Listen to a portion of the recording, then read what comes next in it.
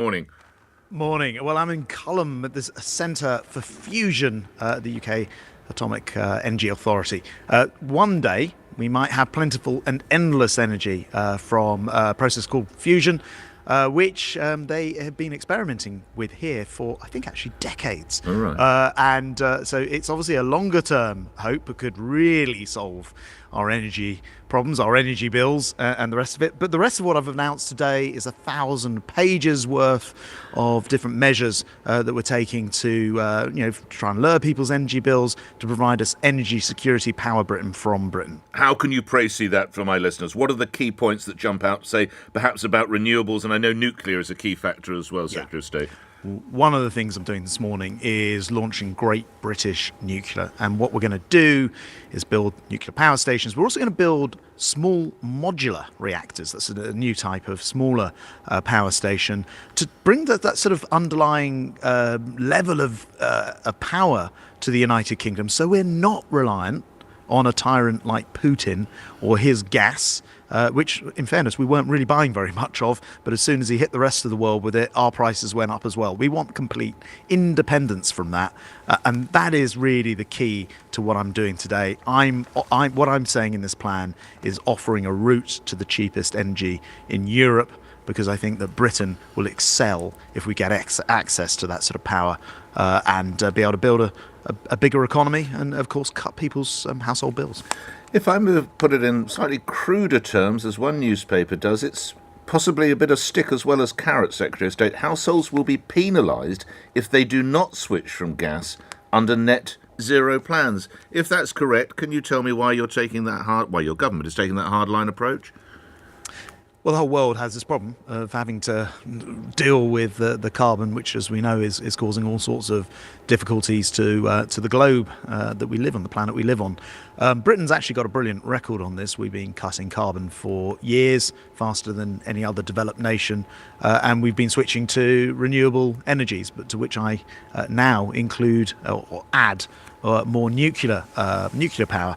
But actually, as I say, I'm here at a fusion centre which offers very inexpensive and endless power. But even in between that, we've got massive opportunities, for example, to store the carbon. This sounds extraordinary, but it's possible to capture carbon and put it back underground, particularly in all those oil and gas fields in the North Sea. We've got enough space to do that because of our geology, that we could sell that to the rest of the world. And it could be an industry worth as much or more than the entire oil and gas industry was worth in the first place. So this could be a way to make the UK much better off, and all of your listeners better off as well.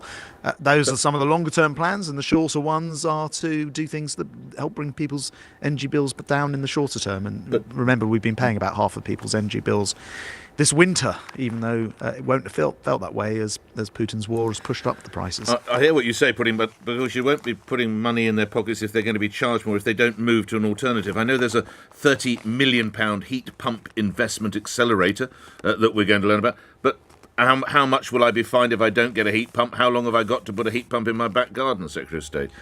So there's no end date at all, and you're not going to be fined a penny is the answer to both of those questions. We're not forcing anyone to remove their gas boilers, and at the moment, of course, there are other opportunities like heat pumps, but there are lots of development issues and getting the price down and all the rest of it, which is important in that transition. So no, that's not sort of there isn't an end date, is to answer your question. But have you got a heat pump, progressively. Secretary of State?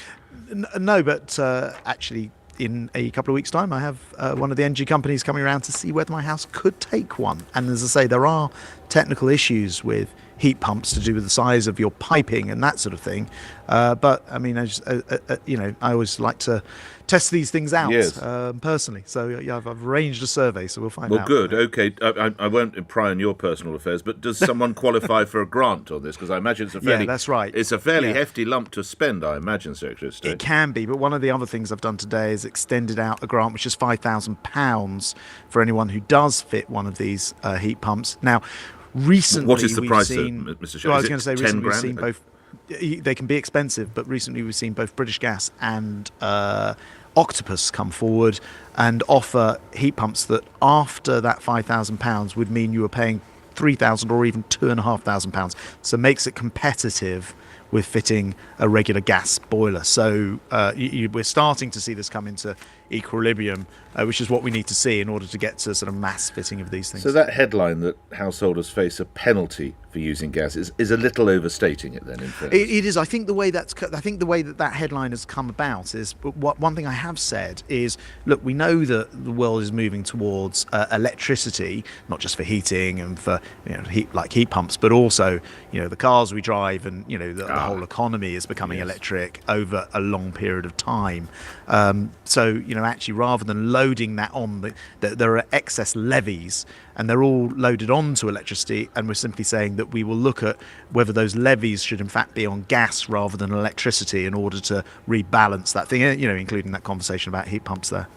You mentioned cars, and it's reported that Britain's ban on new petrol and diesel cars will still take effect from 2030. This despite, it would appear, Europe starting to back down and washing down its own restrictions and adding a few years. Why are you so determined to follow? Yeah, 2035 is actually that final phase-out date. But as you say, there's this transition going on. Germany has a particular car manufacturing lobby, and I hear rumours, but I don't think it's actually been confirmed, but that the EU is looking at exemptions for them in different ways. We'll see where that gets to. But I think it's really important for our own car manufacturers that they know the trajectory, the direction of travel. But it's still 2030, isn't it? The end of the sale of pure petrol, pure diesel? It's a pure petrol and diesel. It's 2030, just to clarify. I'm right on that at least. That's right. And then there's another 5 years of where hybrids will still be. You can still sell hybrids new. So there's a phase-out process here. Well, last couple of questions on this. You're aware, are you, of how many electric, I'm going to call them charging points, I hope I've got the right expression, they are in the country currently? Yes, what is the number, Secretary of State? So there's about 40,000 plus available to the public. There's about another 39,917 I've got, so we'll allow that one. And I, well done. I was going to say that's not the full picture though, because a lot of people have people. But that's about a tenth of what's required, Secretary of State. No, well, that's what I've got in front of. Go ahead. Yeah, I know, but I'm afraid a lot of people don't quite realise that there are 300,000 or 400,000 at least in people's homes, off-street parking, that sort of thing, which are not included in those numbers. And most of the time, people with electric cars will charge up at night.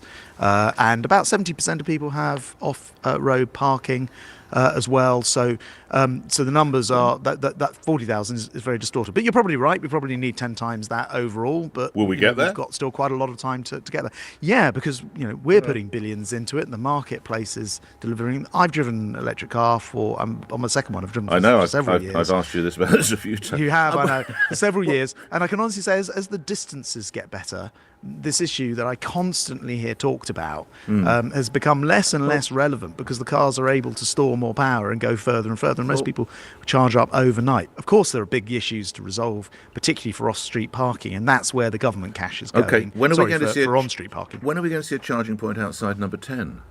There is one. It's already there. It's just actually tucked around the corner. I saw it at the weekend, yes. Oh, yeah, very good. Actually, more than one. There are a couple there. Okay. As you approach number 10, for those with detailed knowledge, but look towards the Cabinet Office. It's just down that turning, but it's in Downing Street itself. Last couple of questions. The Guardian has reported you've banned foreign trips at your Energy Security and Net Zero Department, obviously for environmental reasons. Is that correct?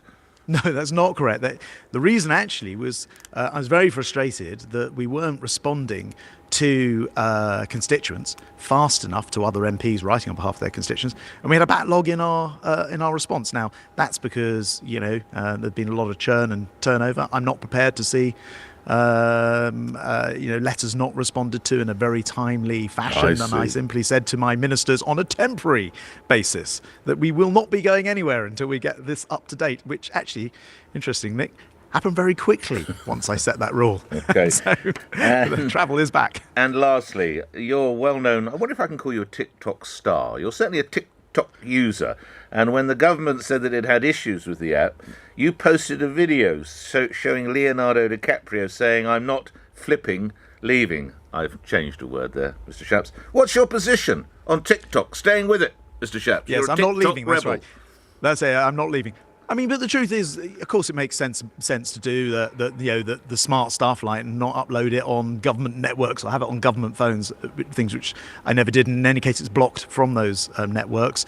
But any politician who thinks that the way to get themselves, in front of the public is to leave the space that the public are in, is probably going to have a surprise when it comes to elections. So, of course, take sensible precautions. Don't use government devices. Don't give it access to all your contacts and locations and all the rest of it. But, for heaven's sake, we do need to make sure we are out there in front of our public explaining things like today's energy announcements. Otherwise, how on earth are people going to know about it? Grant Shapps is Secretary of State for Energy Security and Net Zero, explaining that revolution. I'm grateful to you for your time. Thank you, Secretary of State. 2 minutes after 8 here on LBC. Let's get the headlines. On your radio, on Global Player, and Play LBC. leading Britain's conversation.